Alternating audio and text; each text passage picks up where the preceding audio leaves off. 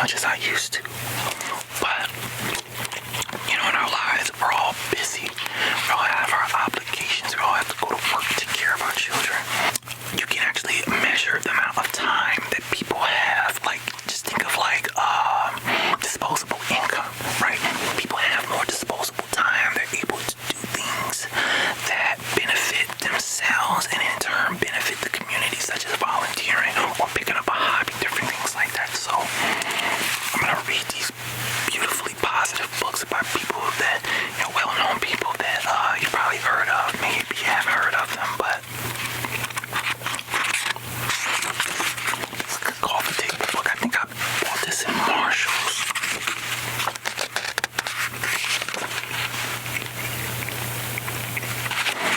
It says the power of one.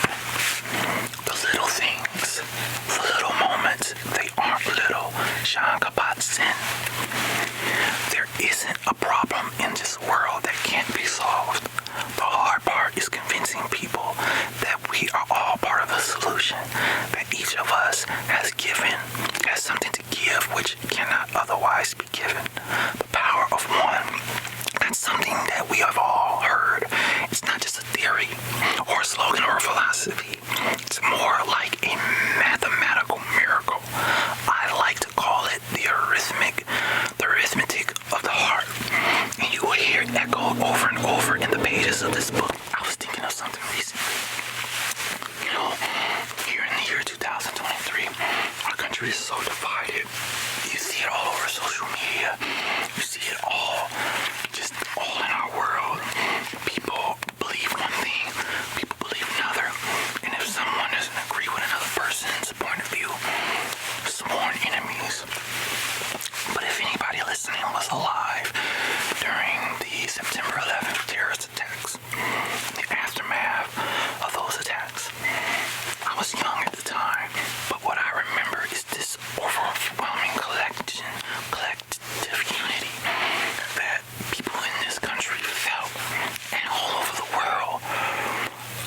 During that time, people displayed a collective empathy, a collective sympathy, and regardless of race, color, religion, political party, people were able to come together, donate time, and all in this one kind of national mourning, but pride as well, right? They say sometimes during tragedies, many people show them their best selves. People sacrifice to do things, but we don't have to wait until tragic times or have to only be tragic times for people to showcase their best selves, right? So I think we all have the capacity to show empathy and show sympathy and care and love for one another.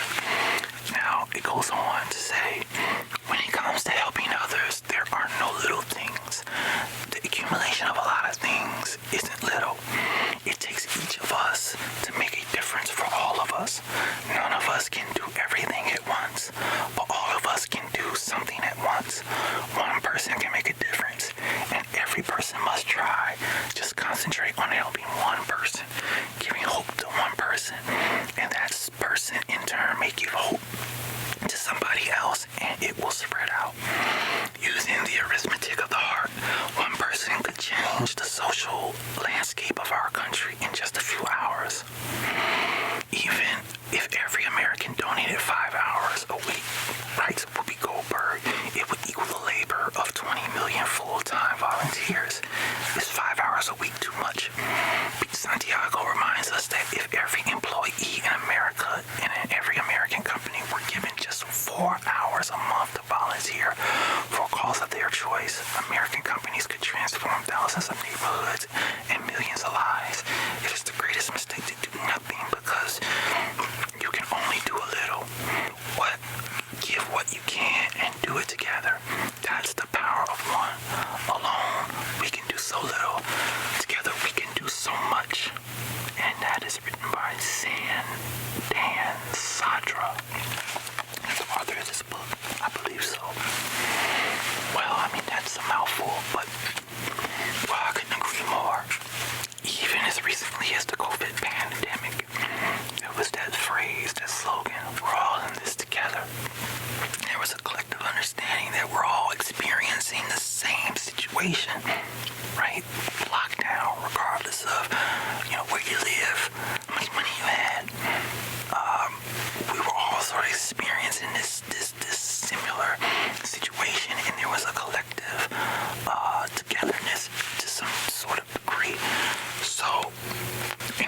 instances, it brought out the best in people. In some instances, it brought out some of the more selfish characteristics of people.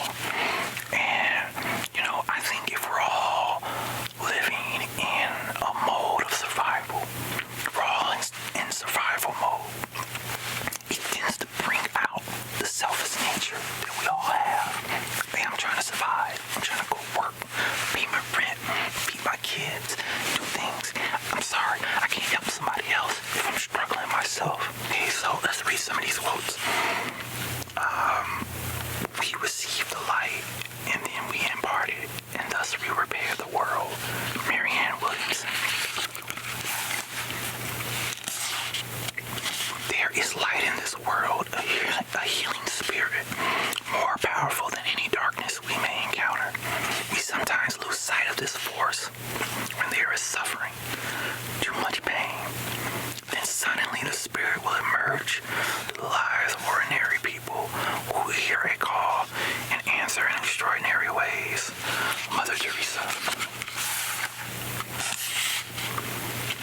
Everyone has the power for greatness, not for fame, but greatness, because greatness is determined by service. Martin Luther King Jr.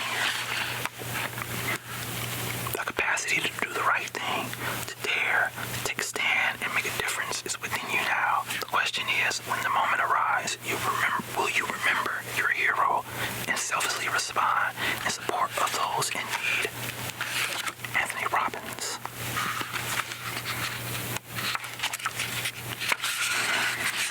Some of these are so simple, but yet so powerful. And some of these are written by people that I wish would follow their own advice. Well, let's see here. Volunteering is an act of heroism. It's an act of heroism on a grand scale, and it matters profoundly. It does more than help people beat the odds. It changes the odds. George Herbert Walker Bush, Mr. Voodoo Economics.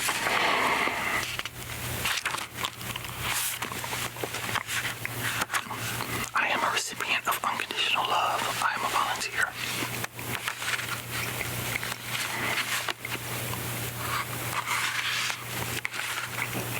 Life's most persistent and urgent question is, what are you doing for others? Martin Luther King Jr.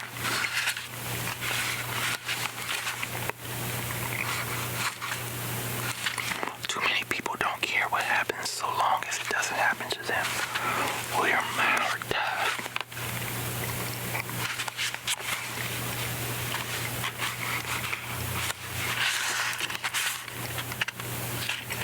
Whatever there is of God and goodness in the universe, it must work itself out and express itself through us. We cannot stand aside and let God do it. Albert Einstein is a great quote.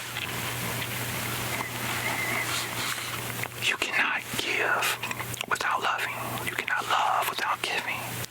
Amy Carmichael.